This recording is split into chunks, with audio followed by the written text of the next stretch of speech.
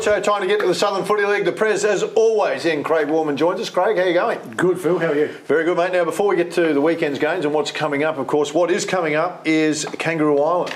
Mate, it's going to be a big... And I've got this magnificent shirt here. Have a look at this, guys. This is the shirt that the players are going to be wearing over on Kangaroo Island. And you've got the umpire shirt there. I have got the umpire shirt, So quick squirt at that, mate. I wouldn't wear it crabbing, but... No, I would. I think it's great. It'll look good if it was I over. think it's great that the umpires have actually done something to be part of the day because they're not normally included, are they? Well, the umps have been pretty good. Let's talk about it, mate. The under-21's up against the seniors. The under-15's up against the under-17s. It actually is a big weekend over on Kangaroo Island. Yeah, it is. It's part of their reconciliation weekend over there. So, yeah, we're happy to be going across. I don't know, looking at the weather, it's not looking all that flash on the ferry, but we'll see how we go getting across. But, yeah, looking forward to a really good time over there on the island. Well, the good news for you, mate, is that the weather's, for that little ferry crossing, is supposed to be really bad. So, Yeah, we know. Good luck, mate. I was going to go myself, but I saw the forecast. Yeah, we don't need Burley, mate. And you said the 21s will be backing up from Saturday and then Yes. they're heading over there on the Sunday. So Yes. could be a bit of a wild ferry ride if they're Well, let's hope the under-21s up to no good on. use a little bit of common sense and go to bed early. Good decisions need to be made. It'll be interesting to see how they pull up after a game on Saturday and, of course, backing up on Sunday. How many under-21s do you know that would probably do the right thing, mate, on Saturday night and not have an ale?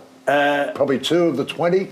Yeah, probably. You might be stretching that, Baz. I mean, they're 21. But they've got to realise that they got the ferry ride to contend with. It's also a tough gig, mate, isn't it? Because, you know, to back up, as Britt said, if they have a tough one in slogging conditions on the Saturday, which is quite likely, they're going to have to back up again on the Sunday. That's not easy. That's not an easy thing to do in Aussie rules. No, and traditionally these games have been really well received on the island. Yeah. And they've been really close games. There's only been a goal or two in it either way. Mate, there weren't a lot of close games on the weekend, but one that was interesting, we talked about it last week, of course, Noarlunga up against Cove.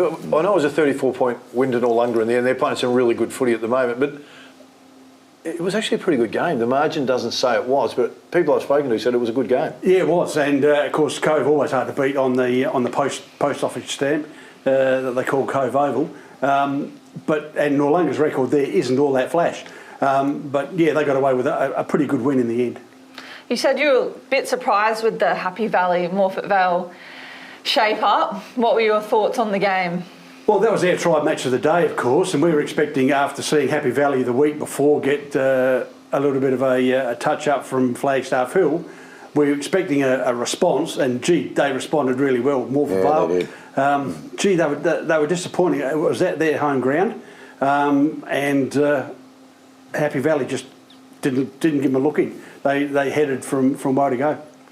The other games really went to plan, didn't they? I mean, they were always going to go that way. So it sets up some big games next week, doesn't it, really? Oh, very much so. But just touching on the Ronella-Aldinga game, of course, that we had the women's game after the men's game for the first time. Again, that went off really well. The large crowd stayed around after the normal Saturday fixture to support the women in that game. Is that something you might be looking to start making it a thing? Yeah, I think off the back of Super Saturday at Cove a few weeks ago, where the boys actually played the last game under lights, I think you'll find with more of our clubs getting better lights that it could be a fixturing situation where the senior women are incorporated in the Saturday program.